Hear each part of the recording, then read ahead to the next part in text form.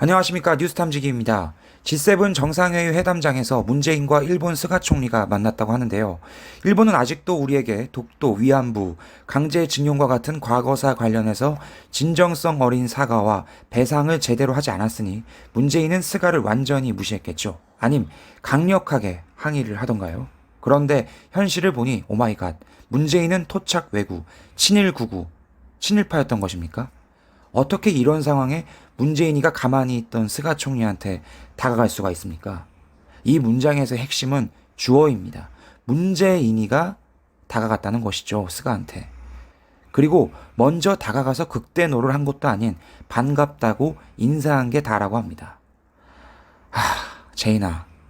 그리고 오히려 일본 측에서 강력하게 일제징용 노동자 문제 등에 대해 한국 측이 현안 해결을 위한 구체안을 제시하라고 요구했다고 합니다. 2018년에 문재인은 대법원의 강제징용 판결을 존중해야 하고 심지어 문재인이가 이순신이니 서인이 그렇게 꼴값을 떨며 국뽕론을 펼쳤었죠. 그런데 결과는 뭡니까? 일본한테 빌빌 기어 들어가서 아구창이나 얻어터지고 온 거죠.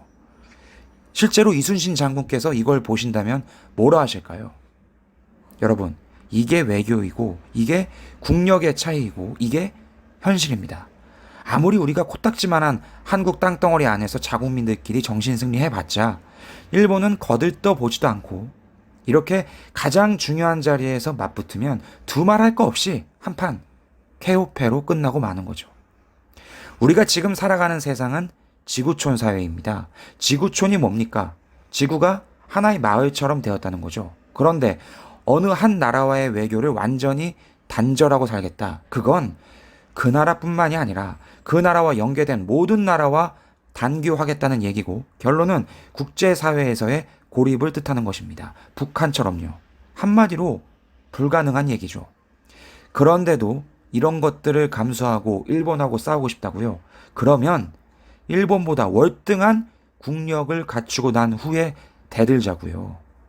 그래야 제대로 뭐 싸움이라도 할 거 아닙니까? 그런데 더불어민주당 지도부의 현 언행을 또 살펴보겠습니다. 도쿄올림픽 보이콧을 외치고 있고 그걸 또 이 나라 국민들 셋 중 2명은 찬성하고 있는 정말 미개하고 정신장애자와 같은 모습을 보이고 있습니다. 더불어민주당을 욕하기 전에 이 나라 국민들이 과연 언제쯤 이 미개하고 저질스러운 생각에서 깨어날지 답이 없는 상황입니다. 다시 한 번 더 말씀드립니다.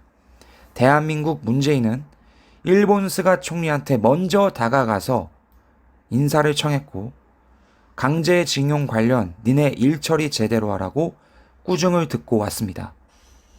독도는 우리 땅? 어디 갔노? 가시기 전에 탐지기에게 구독과 좋아요 부탁드리겠습니다. 더 좋은 이야기로 인사드리겠습니다. 고맙습니다.